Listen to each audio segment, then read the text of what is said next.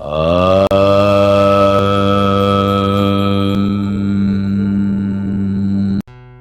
शरीर में वो स्थान है जहां से जीवन भ्रूण में उतरता है। तो ये है ब्रह्मरंध्र। अगर भौतिक से परे के आयाम सतत एक लगातार सक्रिय प्रक्रिया बन जाते हैं। आप में से कुछ ने शायद अपनी शांभवी में यह महसूस किया होगा कि आपके सिर पर एक एंटेना आ गया है जो आपको जीवन का एक विशेष नजरिया दे रहा है।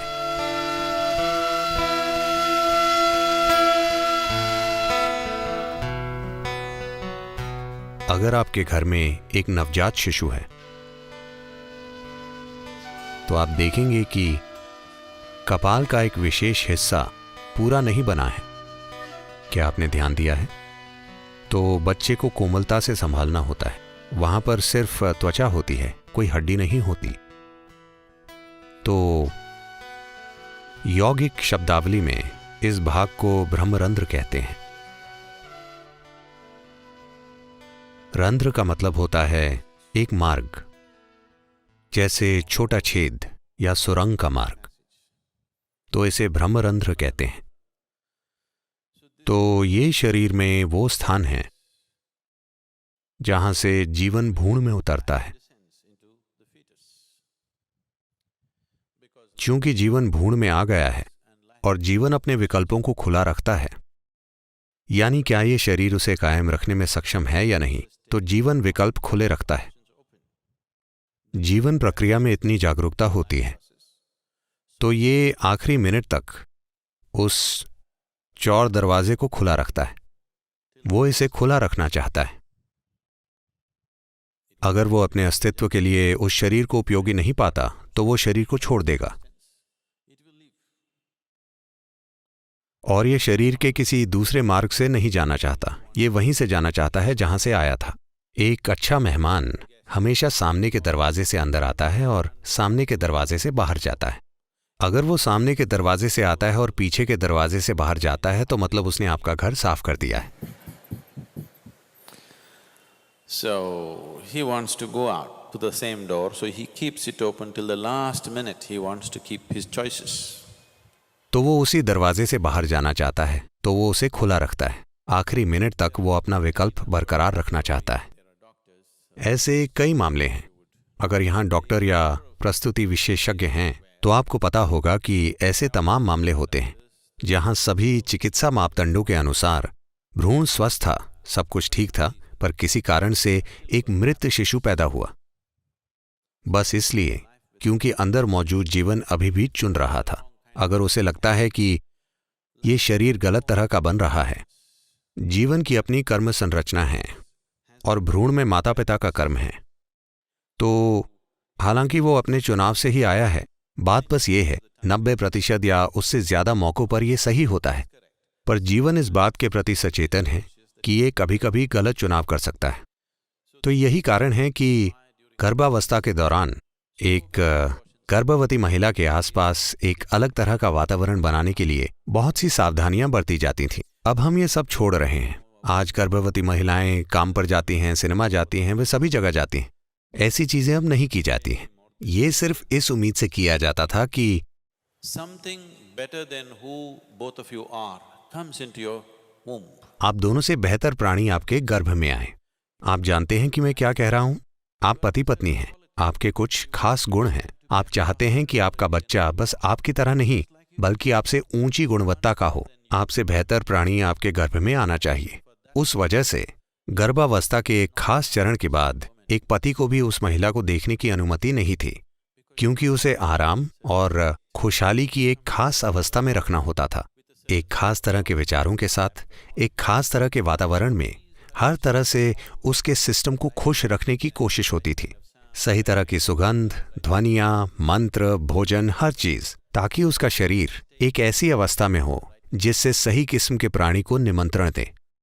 शायद आज की दुनिया में इन सब चीजों का सवाल ही नहीं उठता। तो अगर कोई प्राणी इस खास भ्रूण में प्रवेश करता है और उसके शिशु बनने के दौरान उसे उपयुक्त नहीं पाता तो वो चला जाता है। इसलिए एक द्वार खुला रखा जाता है। तो ये ब्रह्मरंध्र है। और एक दिन जब आप शरीर छोड़ते हैं उस समय भी आप किसी भी मार्ग से जा सकते हैं, लेकिन अगर आप ब्रह्मरंध्र से जाते हैं तो ये जाने का सबसे अच्छा तरीका है। अगर आप सचेतन रूप से शरीर के किसी भी हिस्से से जाते हैं तो ये ठीक है, लेकिन अगर आप ब्रह्मरंध्र से जा पाएं तो ये प्रस्थान करने का सबसे अच्छा तरीका है। तो चूंकि इस बारे में बहुत सी बातें होती हैं तो इस बारे में किताबें लिखी गई हैं। एक बात यह है कि इसकी काफी संभावना है कि हो सकता है कि कोई इंसान अपने सिर के ऊपर या माथे के बीच में चीजों की कल्पना करना शुरू कर दे। वे कई चीजों की कल्पना करते रहते हैं। आपको यह समझने की जरूरत है कि आप जहां भी अपने मन को केंद्रित करते हैं वहां कुछ हलचल होगी। अगर आप चाहें तो अभी आजमा सकते हैं। अपनी छोटी उंगली को ऐसे रखें और इसकी नोक पर ध्यान केंद्रित करें। आप देखेंगे कि 1 मिनट के भीतर वहां कुछ हलचल होगी। शरीर के किसी भी हिस्से पर अगर आप अपना ध्यान केंद्रित करते हैं तो आप कुछ हलचल पर गौर करेंगे। तो इसे आपके भीतर हो रही किसी महान प्रक्रिया के रूप में गलत नहीं समझा जाना चाहिए। बेशक थोड़ी शारीरिक हलचल यहां वहां होती रहती है। कभी कभी ऐसा आपके साथ होता है। आप सो रहे होते हैं, शरीर का कोई हिस्सा थोड़ा सा हिलता डुलता है और ये और वो। खासकर अगर आप बहुत नर्वस हों तो ऐसा आपके साथ अक्सर हो सकता है। अगर आप सहज हैं तो शायद ऐसा ना हो। अगर आप थोड़े तनाव या दबाव में हैं तो ये आपके विभिन्न अंगों में हो सकता है, तो उसे भी गलत लेने की जरूरत नहीं है। मुझे नहीं पता कि मुझे ये कहना चाहिए या नहीं, क्योंकि अगर मैं ये कहता हूं तो आप हर तरह की चीजों की कल्पना करना शुरू कर देंगे।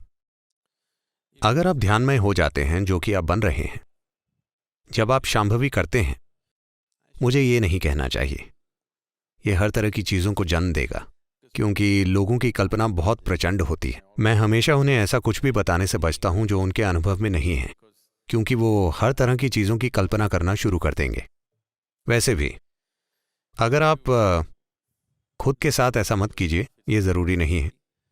अगर मैं अपना हाथ अपने ब्रह्मरंध्र के ऊपर रखता हूं, यहां तक कि 4 फीट ऊपर तक भी अगर आप इसे रखते हैं, तो आप अपने हाथ में एक स्पष्ट भाव महसूस करेंगे जो हमेशा एक 8 के आकार में होगा।